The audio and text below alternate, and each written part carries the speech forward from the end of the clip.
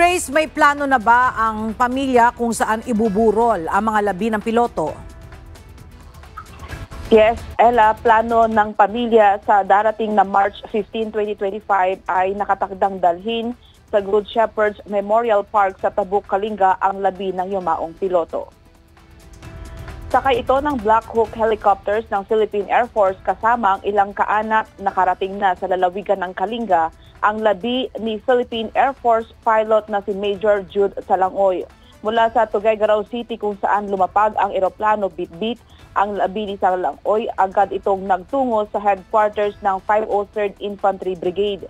Dito binigyan ng arrival honors si Salangoy ng Philippine Air Force, Tactical Operations Group 2, 503rd Infantry Battalion at 5th Installation Management Battalion.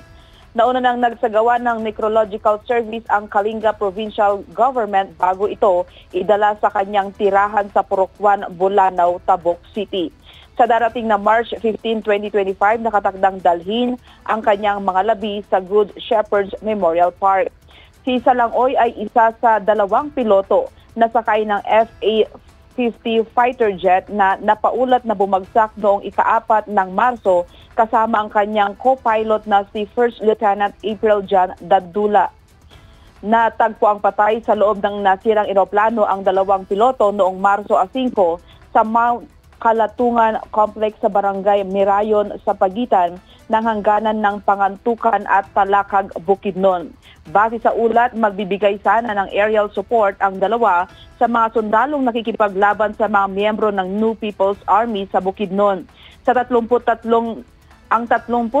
taong gulang na si Major Salangoy ay miyembro ng Philippine Military Academy Club Diwa Class of 2014. Nagsilbi siya sa Philippine Air Force ng higit 1 dekada kung saan nagpakita siya ng katangi-tanging tapang sa pagtanggap ng mga kritikal na misyon sa kabuuan ng kanyang karera. At yan muna ang balita mula dito sa Baguio City. Balik sa iyo, Ella. Maraming salamat, Grace Doctolero.